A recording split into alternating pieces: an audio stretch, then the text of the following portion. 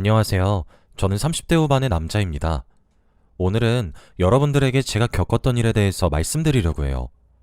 몇 달 전 일이지만 아직도 그때만 생각하면 화가 미친 듯이 솟아오릅니다. 이 일로 인해서 제 삶에 아주 큰 변화가 생겼고 다른 사람들도 충분히 겪을 수 있는 일이기에 오늘 한번 여러분들께 말씀드리려고 해요. 다들 저의 이야기를 들으시고 주위를 한번 제대로 둘러보시길 바랍니다. 저는 아내와 행복한 결혼 생활을 하고 있었어요. 저희 둘은 오랜 연애 끝에 결혼을 했기에 믿음도 충분히 있었고 서로에 대해 너무나 잘 알았죠.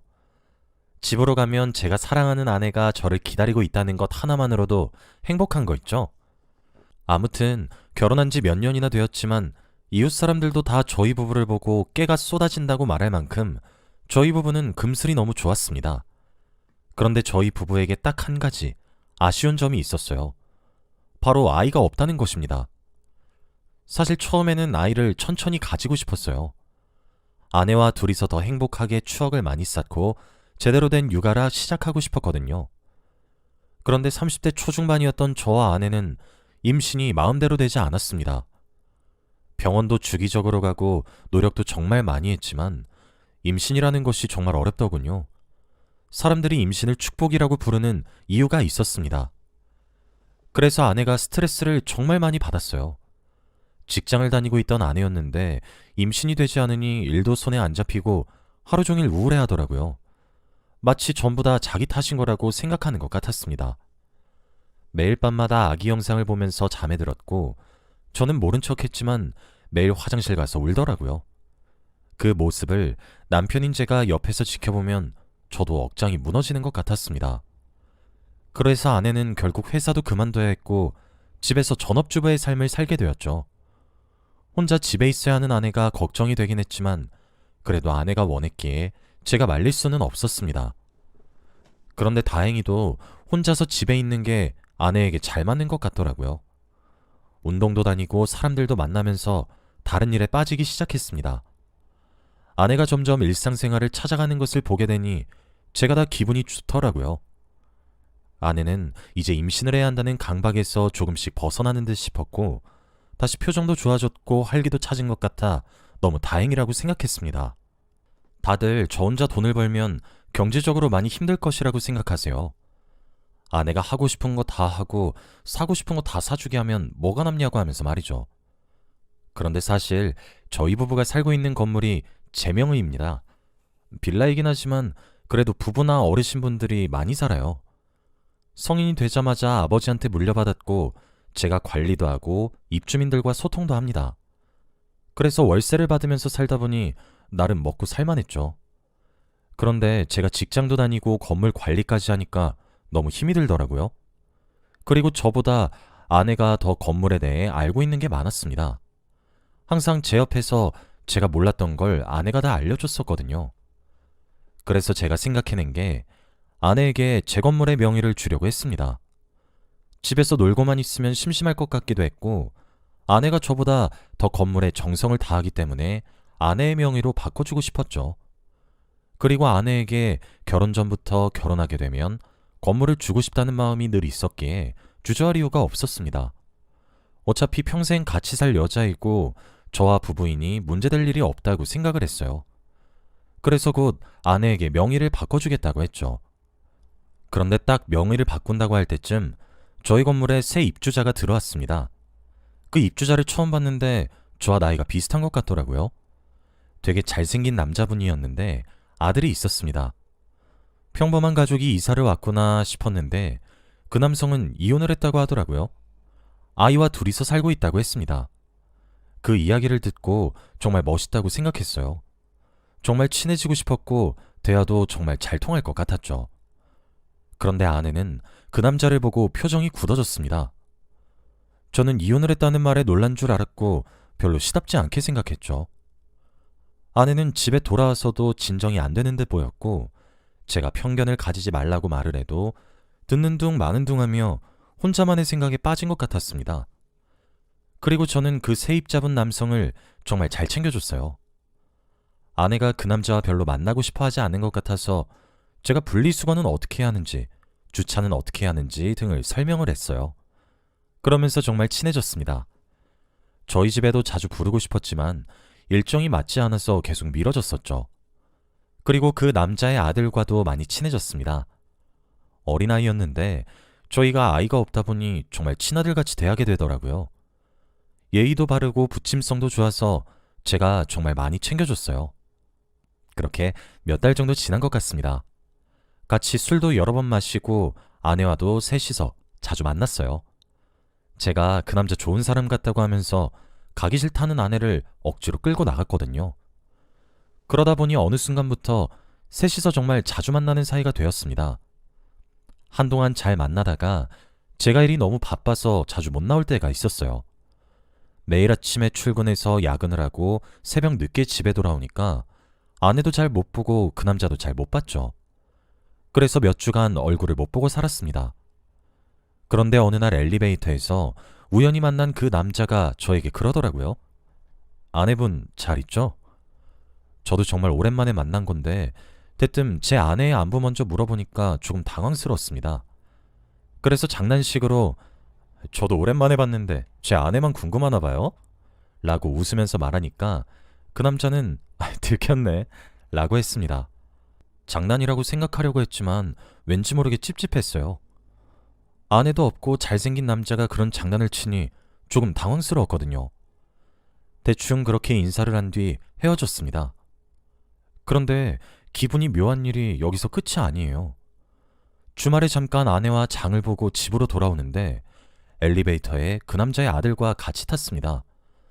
정말 오랜만에 봐서 이야기도 많이 했어요. 그런데 아내가 그 아이에게 오늘 태권도 학원 갔어? 수연이랑은 잘 지내? 라며 제가 모르는 이야기를 하더라고요. 그러면서 그 남자의 아들과 하하호호 거리며 저 빼고 대화를 했고 저는 전부 모르는 일이니 대화에 낄 수 없었습니다. 그런데 더 놀라운 일은 그 아이가 먼저 집으로 가려고 엘리베이터를 내리면서 엄마, 안녕히 가세요 라고 했습니다. 저는 그 말을 듣고 눈이 휘둥그레졌어요. 아내는 응 아들 잘 가 라고 하며 아무렇지 않게 대답했죠. 저는 그런 아내한테 왜 다른 남자 아들한테 아들이라고 해? 라고 하며 놀란 표정으로 쳐다보니 아내는 여보 왜 이렇게 꽉 막혔어? 그냥 정말 아들 같아서 그런 거야 라고 했죠. 그건 그렇다고 쳐도 왜 이렇게 그 남자 아들에 대해서 잘하냐고 물었습니다. 그 아들이 태권도를 가고 수연이라는 그 아들의 친구는 어떻게 하냐고 꼬치꼬치 캐물었어요. 그런데 아내는 제가 진지하게 나오니 당황스러워하는 것 같았습니다. 나중에 내가 건물 받을 때 대비해서 입주자 관리 차원이지. 왜 이렇게 진지해? 제가 너무 꽉 막힌 생각인 건가 싶었고 제가 예민하게 받아들인 거라고 생각했죠. 그 남자는 아내의 안부를 물어보고 아내는 그 남자의 아들에 대해서 너무 잘 알고 있으니 찝찝하긴 했습니다.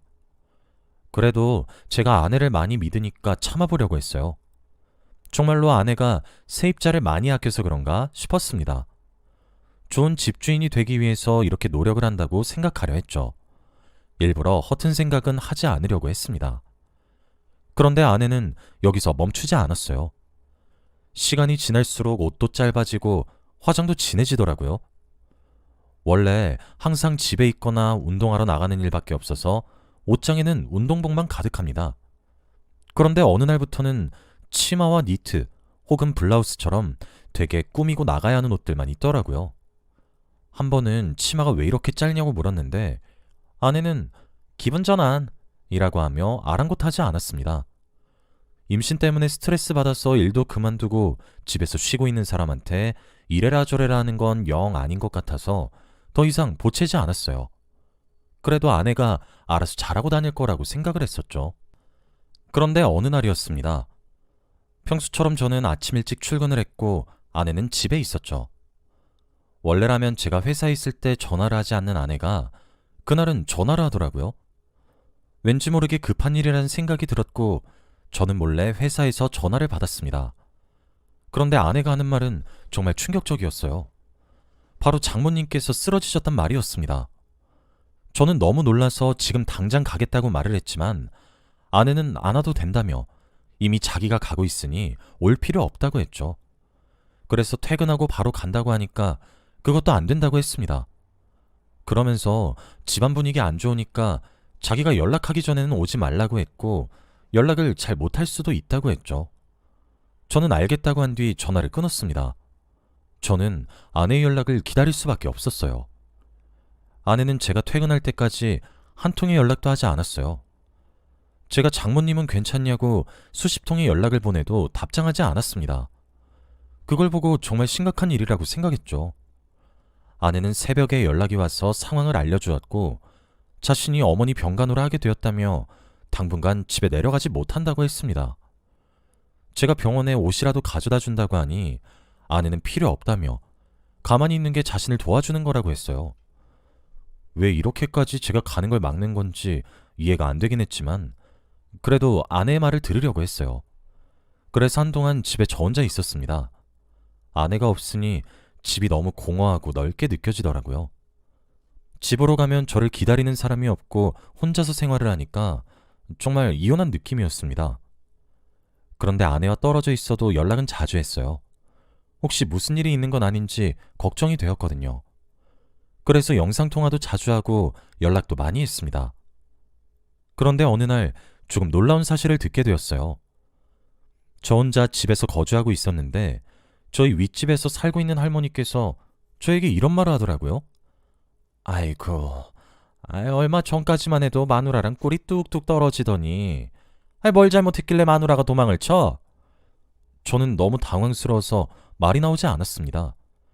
그래서 제가 아니라고 아내 고향 갔다고 말씀드렸는데도 믿지 않으셨죠. 뭔 소리여. 내가 얼마 전에 이 눈으로 똑똑히 봤는디. 할머니는 지팡이를 짚으시며 저에게 화를 내셨고 저는 아무 말도 나오지 않았어요. 그때 출근길이어서 급하게 이동하느라 할머니의 말을 제대로 생각하진 못했지만 그때 조금만 더 진지하게 고민했다면 더 빨리 상황을 알아챌 수 있었을 거라고 생각을 했어요.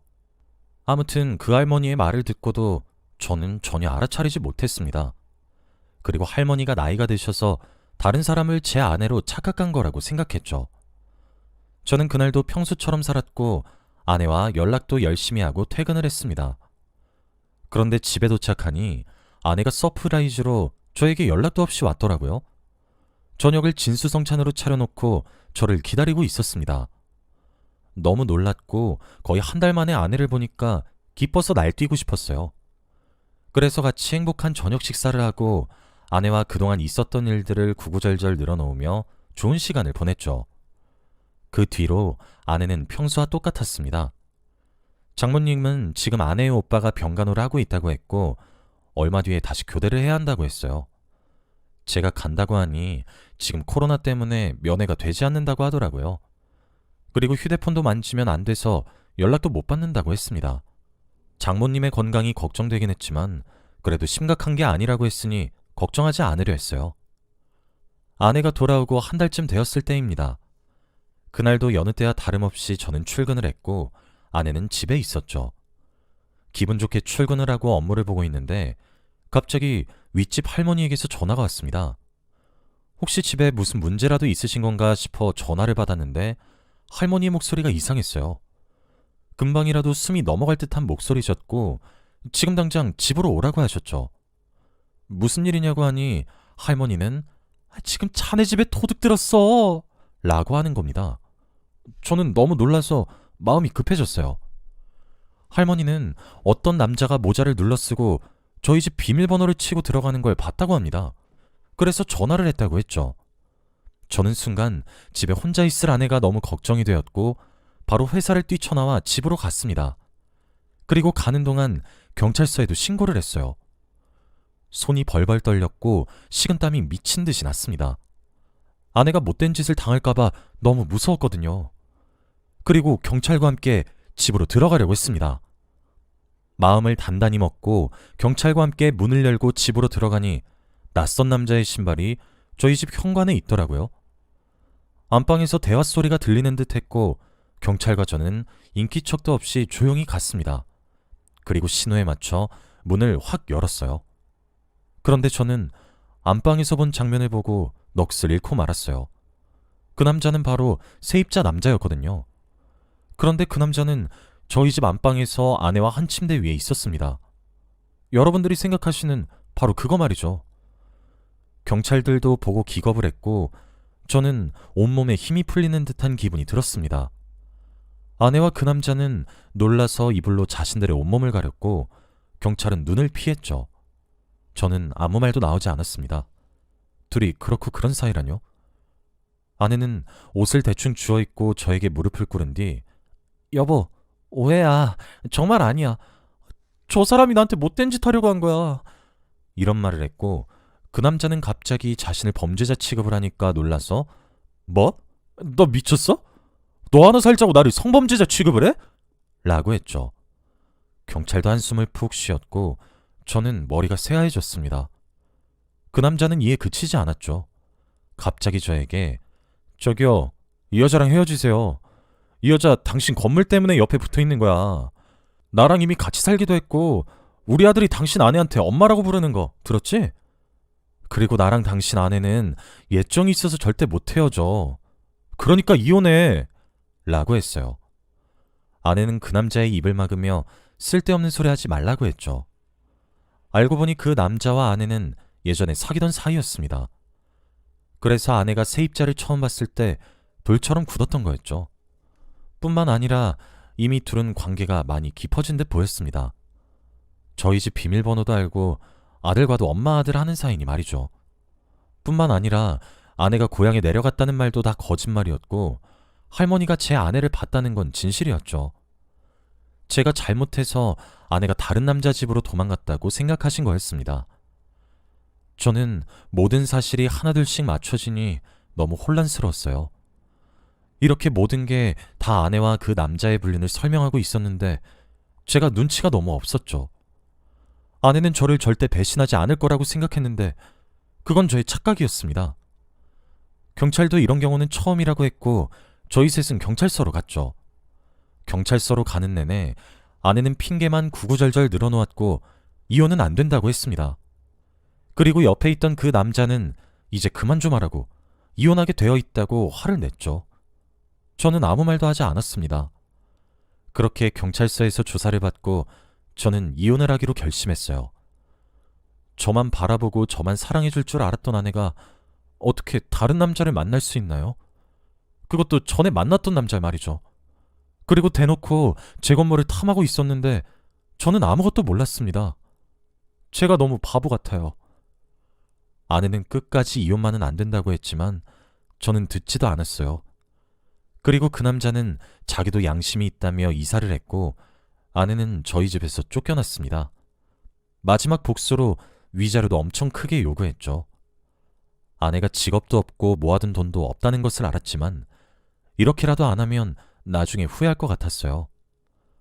아내와 이혼을 하고 저는 혼자가 되었습니다. 처음에는 모든 일이 믿기지 않았고 꿈을 꾸는 것 같았어요. 어떻게 저에게 이런 일이 일어났나 싶어서 말이죠. 그런데 시간이 약이라는 말이 괜히 있는 게 아니었습니다. 점점 일상생활도 가능해졌고 이제는 그저 과거에 있었던 일이란 생각이 드네요. 그 일이 있고 나서 제 일상도 많이 바뀌었습니다. 눈치도 정말 빨라졌고 사람에게 너무 많은 정을 주지 않으려고 해요. 아내한테 진명을 해줬으면 어쩔 뻔했나 싶습니다. 그런 여자를 사랑했다는 것도 바보 같고 평생 함께할 거란 생각에 빠진 것도 한심스럽네요. 여러분도 조심하시길 바랄게요. 배우자 잘 만나셨으면 좋겠습니다. 저의 이야기는 여기까지입니다. 들어주셔서 감사합니다.